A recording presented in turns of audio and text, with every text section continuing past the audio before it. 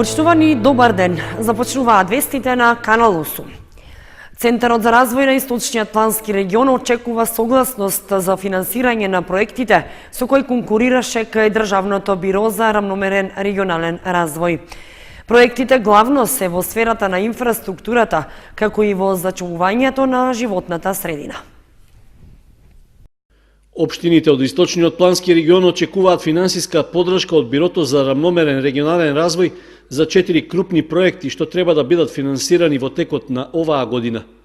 Предвидената сума изнесува околу 22,5 милиони денари, а еден од главните проекти што треба да се реализира е подготовка на техничка документација за енергетски ефикасни објекти. Со истиот се опфатени сите 11 општини во регионот, при што секоја локална самоуправа до Центарот за развој на Источниот плански регион веќе има поднесено своја програма за конкретен објект. Доколку проектот биде позитивно оценет на ниво на држава, тогаш ќе треба да се изработи техничка документација за секоја општина поодделно.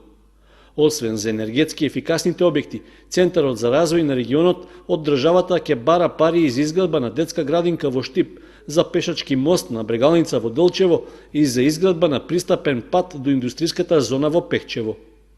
За сите 6 плански региони во државата предвидено е преку Бирото за рамномерен регионален развој за проекти да се поделат околу 800.000 швајцарски франци. Истите се делат согласно коефициентот за степен на развиеност на планските региони и за нашиот регион, имајќи во предвид дека тој процент изнесува 11,3%, тоа било некаде околу 100.000 швајцарски франци, со можност, во колку некој проект од останатите центри не биде позитивно оценет, другите центри имаат можности да ги искористат и резервните средства кои што ќе се појават. Центарот за развој на Источниот плански регион веќе ги доставил усвоените проекти до Бирото за рамномерен регионален развој и се очекува одговорот дали тие ќе добијат позитивна оценка и финансиска поддршка од државата. Во изминатите години на овој начин беа реализирани повеќе проекти во општините од Источниот регион, како што е завршувањето на патот Пантелеи Рајчани со поврзување за Турско Рудари, како и проектот за реконструкција на старата турска бања во Виница во мултикултурен центар. Компанијата Мак Прогрес од Виница го промовираше пуштањето на нов бренд и редизајнирањето на производната програма на Донија. На промоцијата беше речено дека се работи за инвестиција од 650.000 евра, што ќе обезбедат нови вработувања и зголемување на извозот. Виничката компанија Мак Прогрес одбележува уште еден успех во своето работење, вложувајќи во нова производна програма. Се работи за брендот Фантазија, што опфаќа полуготови производи според потребите и барањата на современиот потрошувач, а што ќе му овозможи брза и лесна подготовка на омилените рецепти. Ова, меѓу другото, беше речено на свечената промоција на новата инвестиција, со која се прави реформулирање и редизајнирање на брендот Донија на истоимената прилепска фабрика, чиј нов собственик од лани е токму Мак Прогрес. Ние веќе инвестираме оваа година 500.000 евра во модернизација на опремата и планираме втора половина на година да почнеме и со градежни активности, да изградиме уште една фабрика таму. Донија има 2 фабрики, стара и нова, со тоа што до старата би ја затвориле, а до новата би изградили уште еден погон, како би можеле да направиме и изголемување на капацитетите и подобрување на условите за работа и продуктивноста, бидејќи на извозните пазари конкуренцијата е огромна, мора да бидеме конкурентни и продуктивни. Асортиманот на брендот Фантазија го сочинуваат полуготови миксови за колачи и солени кекси, како и додатоци за колачи и во кулинарството за подготовка на крекери, мафини и декорации за десерти. На промоцијата на новиот бренд на Мак Прогрес присуствуваше и председателот на Стопанската комора на Македонија, Бранко Азески, кој честиташе на новата инвестиција што ја прави виничката компанија, потенцирајќи дека ќе се работи на освојување на нови странски пазари каде ќе се пласираат нашите производи.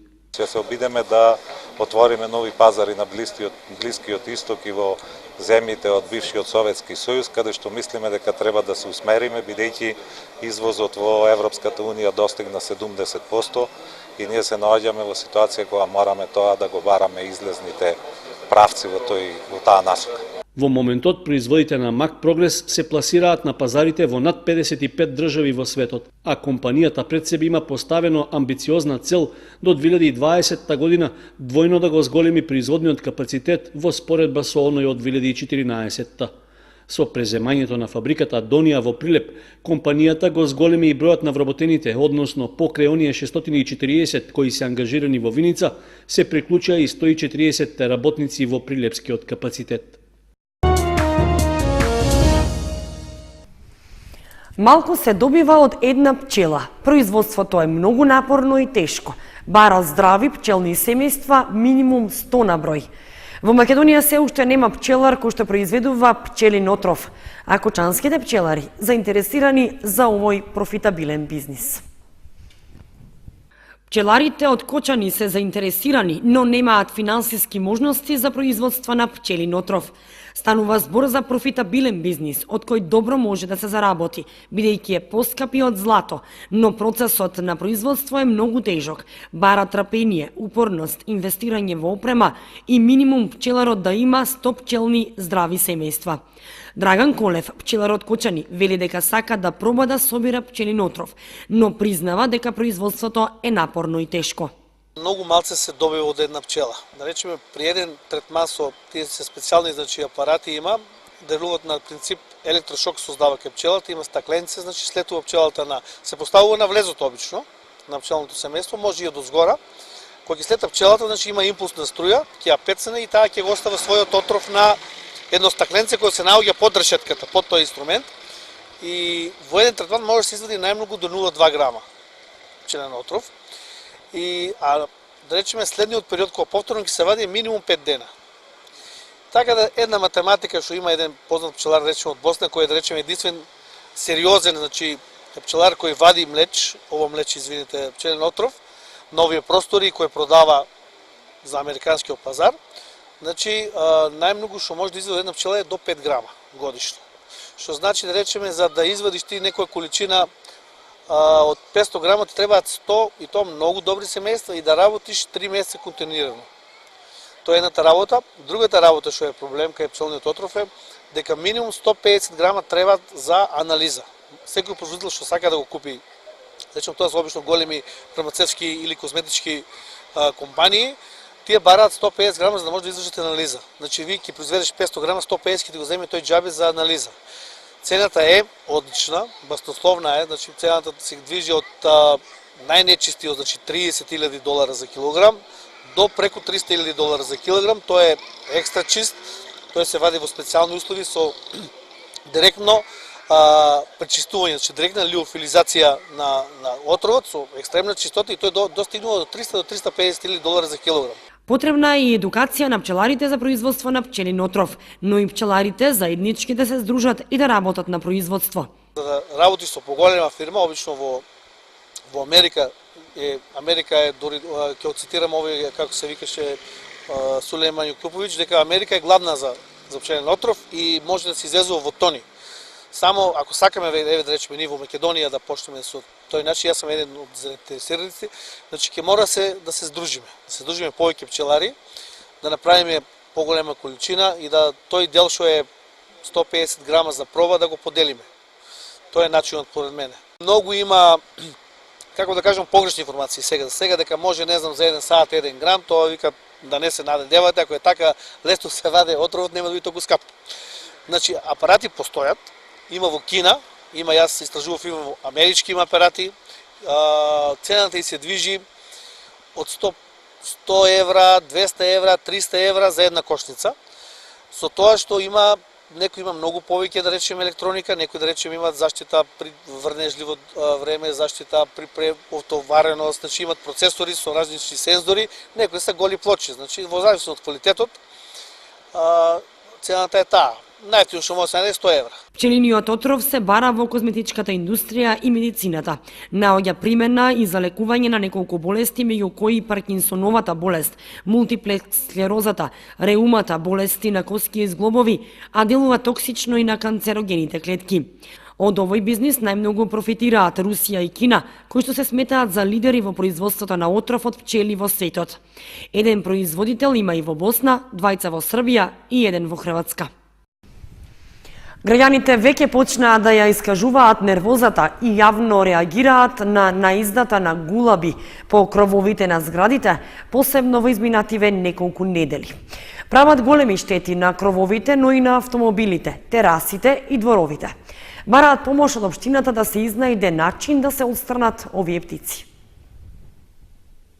Жителите на Кучани почнаа да реагираат и јавно пред камерите на Канал 8 да го искажуваат незадоволството и засегнатоста од наиздата на, како што велат тие, дивите гулаби кои што веќе неколку недели бидејќи се во голем број прават проблеми и штети на крововите на институции и згради во централното градско подрачје.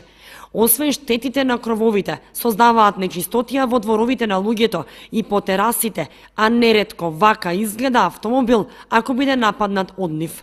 Граѓаните велат дека се создава нервоза кај нив откако се појавија. Секако прават, мора да прават. Чим има повише, фрлат избет и така натаму. Јас сум ловџија од годините, многу ги тепааме, ама сега постароваме малку и понело одеме, не ги тепат толку и множат се они. И по полињата многу има биоризик, клукат и чиници што посееме, многу штета прават. Да се тепат, да се ништат, тие се диви гулуби, не се од питоми од тоа. Луѓето бараат помош од општината ако е можно да помогне во отстранување на птичјата наезда, бидејќи вака само се создава нервоза, посебно на оние на кои што веќе им наштетиле овие птици.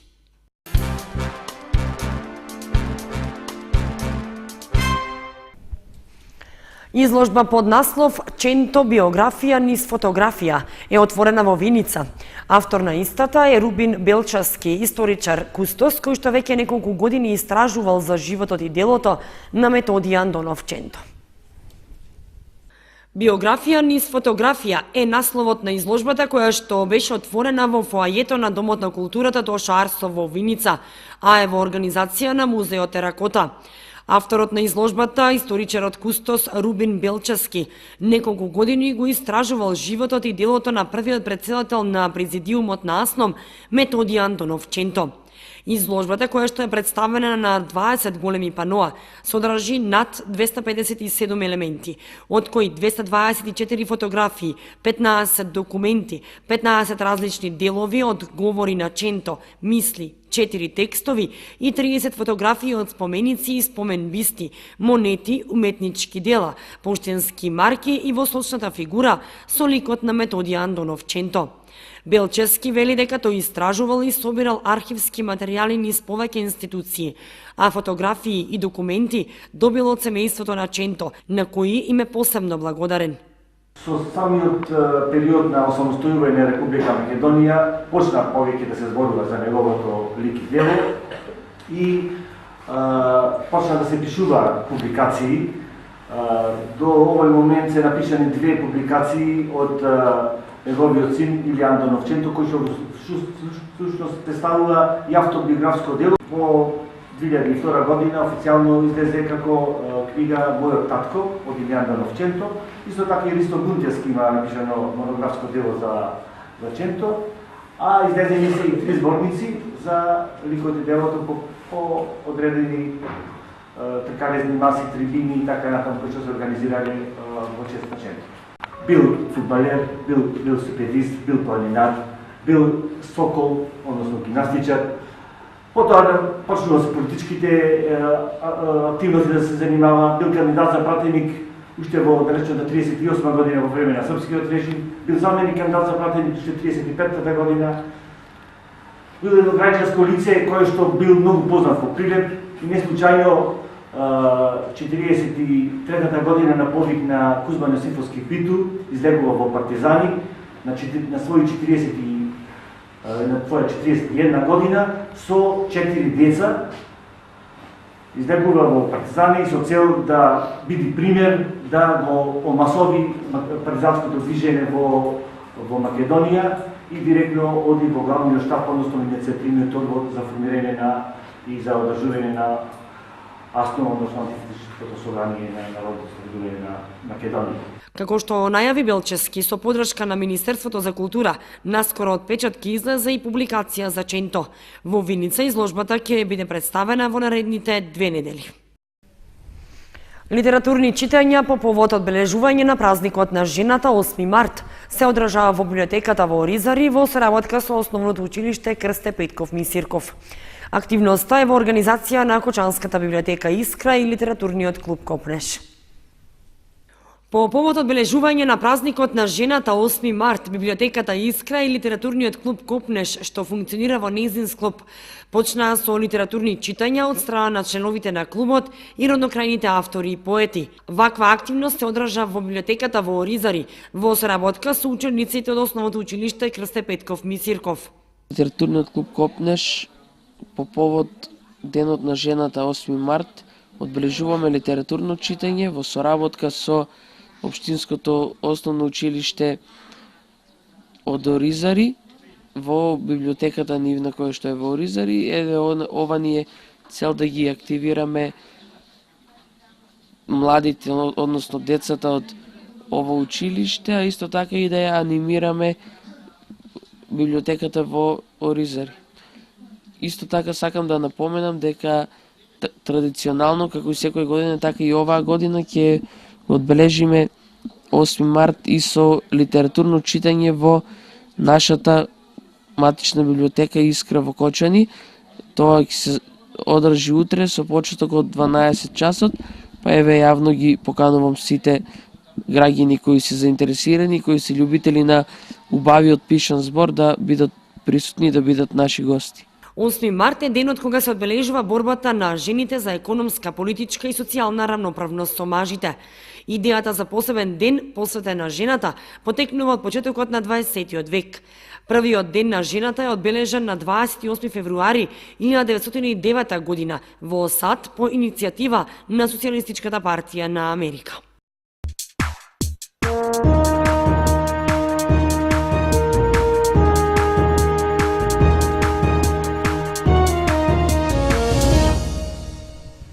Следува информацијата од спортот. Едно второ и едно четврто место освоија борачите на Кочански Спартак на државното изборно првенство во Радовиш. Во меѓувреме, клубот продолжува да ги консолидира редовите и започна со секојдневни тренинзи.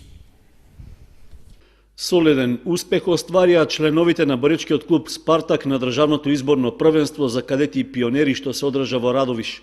Борачот Андре Антов во пионерска конкуренција во категоријата 85 килограми имаше 3 победи и 1 пораз во финалната борба за освојување на првото место, па на крајот се закити со сребрен медал. Ваквиот резултат за него е одлично постигнување, со оглед што учеството на првенството му беше втор официјален настап во кариерата. Неговиот клубски колега Дејан Митров, кој исто така се напреваруваше во пионерска конкуренција во категоријата 62 килограми, имаше 2 победи и 1 пораз, со што ја пропушти можноста да освои бронзениот медал, па се пласираше на 4-то место. Инаку на државното првенство во Радовиш, бречкиот клуб Спартак учествуваше со 7 борачи во кадетска и пионерска конкуренција, а постигнатите резултати се повеќе од задоволителни, бидејќи подготовките траеја само 10 дена. Во меѓувреме, по изборот на новото раководство, клубот ги консолидира своите редови и ги интензивира тренинзите. Значи работи се во две групи. Едната група се работи со пионери, другата со младинци. Значи веќе има прилично доволен број што може да се води тренинг убаво, а понатаму се размислува да се уведат и повеќе тренери и повеќе смени. Значи размислуваме дури и девојчиња да почнат да вежбат како и секаде што има. Значи постепено клубот се консолидира. До сега тренинзите за сите категории се изведуваат 3 пати неделно, а од почетокот на оваа недела сениорите и младинците тренираат секој ден. Митров рече дека веќе се разговарало со поранешните борачи на Спартак, кои сега настапуваат за други клубови, и тие изразиле подготвеност да се вратат и да ги бранат боите на матичниот клуб.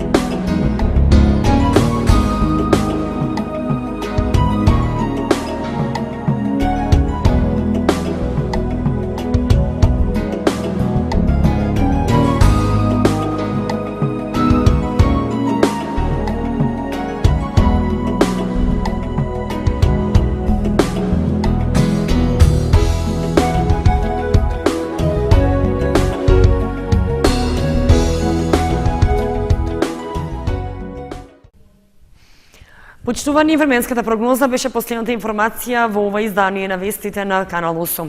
Информациите ги имате и на нашата веб страница kanal8.mk. Довидување.